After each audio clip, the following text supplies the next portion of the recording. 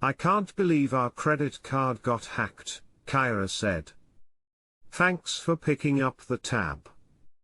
The bank said we should get a new card soon, but until then we're on a budget.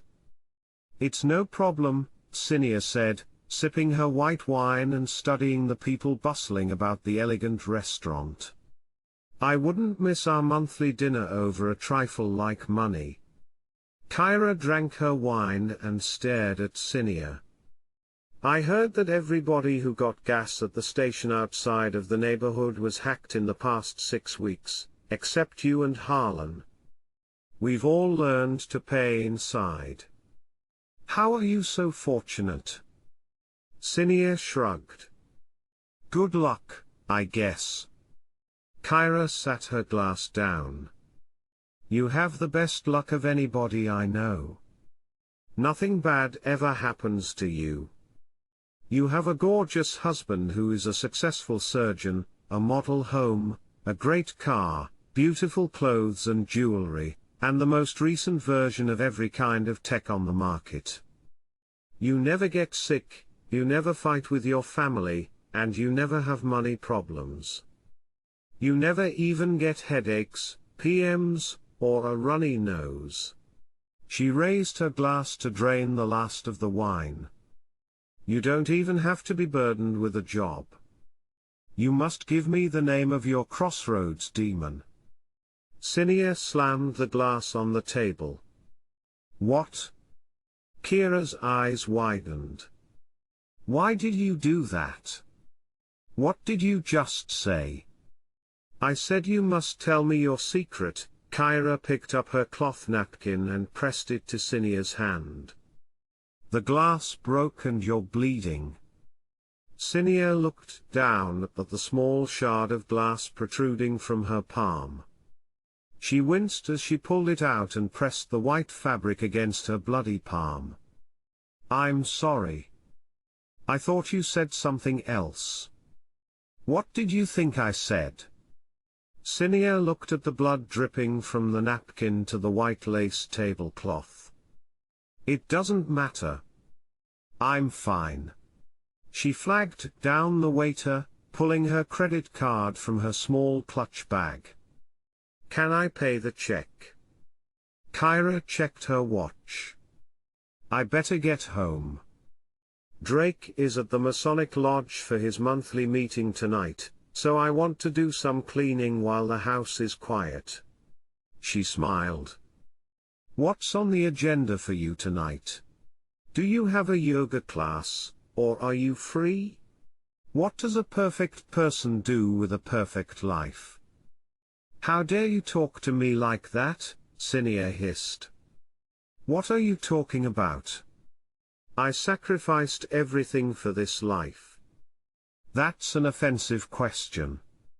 Kira's eyes narrowed. How is it offensive to ask how you spend your evenings while your husband is at work? I'm trying to show interest in your life. She stood up. Forget it. Real people have jobs, responsibilities, and other chores and errands to balance. Thanks for dinner. She walked away. The waiter returned, handing Cinia the card. Your card was declined, ma'am. Do you have an alternate method of payment? Declined? Yes, ma'am, I tried it 3 times. It came up with an error saying the account number doesn't exist. That's impossible. How will you be paying this, ma'am? The waiter asked impatiently. Cinia opened her purse and pulled out a $100 bill. Keep the change for the tip. He nodded and walked away.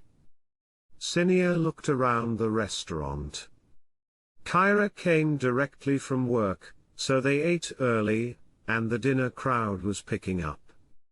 She checked her hand and, satisfied that the bleeding had stopped, folded the napkin and walked out of the restaurant quickly, praying that nobody would see her red cheeks or the gash on her hand. How dare you pray? Nobody can hear you.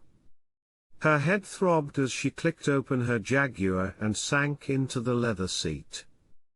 Kyra was right, she was off today. What was happening? She woke up this morning from a horrible nightmare of being trapped in flames. She was so bloated that all of her clothes and rings were too tight, and her brand new car choked when she started it up to meet Kyra for dinner. She kept hearing Kyra wrong, her credit card was declined, and now she had a headache. She was definitely having a bad day, something that hadn't happened since that night 8 years ago. That's because your payment is due. She was also having unpleasant, intrusive thoughts. Cinia drove home and stumbled into the house.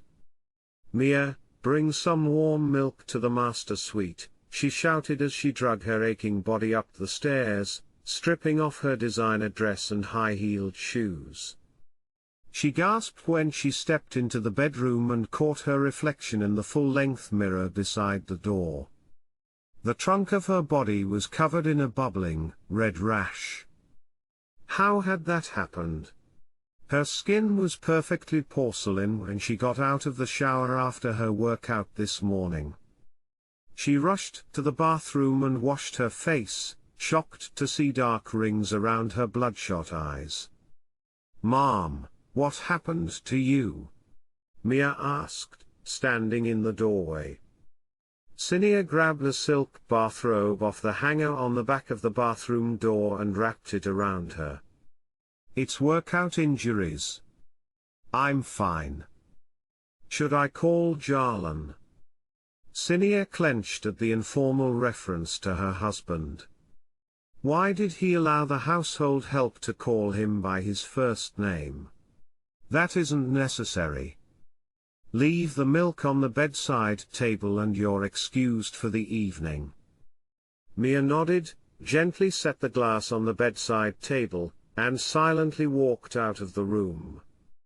Cinia opened the medicine cabinet and studied the makeup, brushes, and cotton tips in the medicine cabinet. Of course, they didn't have any over-the-counter medication. They never got hurt or sick. There wasn't even a box of bandages in the house. Cinia walked to the dresser, pulled out silk pajamas, and put them on. No need for lacy lingerie tonight, since Jarlan was on duty at the hospital. At least she could be comfortable, even if she was sick and lonely. She stumbled back to the bed, drank her milk, and pulled the soft sheets up to her chin. An alarm pierced her awake. She jolted upright, coughing on smoke. The red numbers on her alarm clock read 2:34 a.m. What was happening? Her phone rang. "This is Alarm Central. We have a fire alarm at your residence. Fire responders are on the way." Cinia grabbed her robe and ran through the smoke-filled house, stumbling out of the door where a large truck screeched into the perfect lawn. The kitchen was in flames, and Mia was screaming in the yard as a fire officer held her still. "You can burn in hell where you belong. Payment is due, and you know the price." Mia broke free of the firefighter and lunged at Cinia, knocking her to the ground. "You're a bad woman. You sold your soul to demons and now they are coming for you. You're going to burn." A large man pulled Mia off Cinia, dragging the woman to a police car parked on the street. Cinia squinted in the red and blue flashing lights. Black smoke poured out of the window, choking the night in flames. Cinia stood and stumbled to the front door.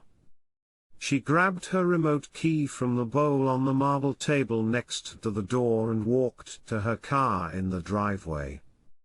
"Mom, where are you going?" one of the fire officers shouted. "You need to give a statement." She jumped in the car, threw in gear, and squealed out of the driveway. There was only one explanation for this, and she meant to set it right. Every term of their deal had been violated in less than 24 hours. There was only one explanation: another negotiation was in order. "Come to me." Cinia drove in a blind rage, the streetlights and signs blurring in her vision until she passed from the suburbs into the dark country beyond the city limits. She didn't slow until she reached the crossroads in the deserted county 50 miles from the city. "I didn't come prepared." It didn't matter. She had secured her fortune. Surely, she could find something else to offer to keep it. She was, after all, the luckiest woman in the world. Or so they said. Cinia parked the car beside a collapsing wooden fence and got out, her bedroom shoes crunching against the dirt and gravel. She pulled her rope tighter as she stepped to the center of the crossroads. "Oberon, I heard your summon. What do you want?" A tall, dark man walked out of the darkness, his red eyes melting to black against his pale skin and black suit. "If the pain doesn't speak, the flames do." "What do you want?" Cinia asked. "It's only been 8 years. We had a deal. No pain for life, and I have my whole life in front of me." "Your whole life is mine, dear, and your bill is due now." "Says who?" Oberon laughed and looked up at the stars glowing over them. "Says the collapsing nature of the universe. You promised me a lifetime of luck. You've had it for 8 years, which is generous. If you recall, you agreed to whatever I wanted as long as you got Jarlan and the charmed life you longed for. No more pain. No more struggle. A life of luxury, luck, and ease." He leaned over her, his hot breath scorching her face. "Your future is mine, and it's over, Cinia. I have another contract pending, and I need your space." "What do you mean, you need my space?" "There's room for everybody." "That's what you said." "There's room enough for everybody in their own time and turn, my dear. The fire has come for you. I tried to do this quickly. I even warned you. Now all that's left is the way of pain." "What do you mean?" 2 pinpricks of light glowed in the distance. The ground rumbled. Cinia's eyes widened.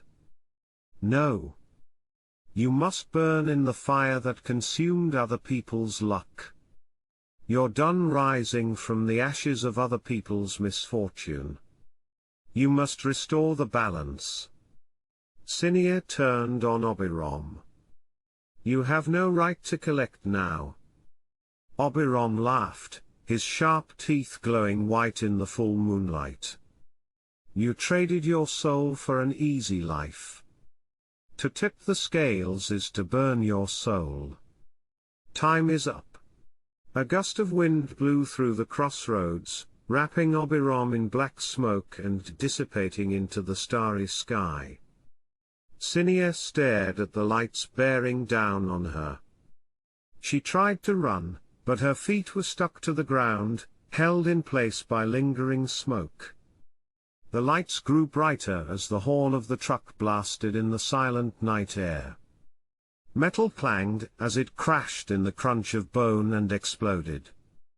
Another wind blew, sweeping the flames, bone, body, metal, and smoke into the sky with Oberon. Kyra stumbled into the kitchen the next morning, rubbing her eyes as she clicked open a news alert about her friend's house burning to the ground the previous night. First responders were alarmed that they were unable to put out the unquenchable flames, as the kitchen fire should have been easily contained. What was more mysterious was that Cinia fled the scene, and her Jaguar was found in the country 50 miles out of town, spawning a local mystery that dissected Sinia's perfect life. The phone rang. Kyra tapped it. "Hello. I'm free now," Abiram said. "We have a deal." Kyra smiled at the first rays of sunlight flowing through her kitchen window, welcoming the first day of her new life.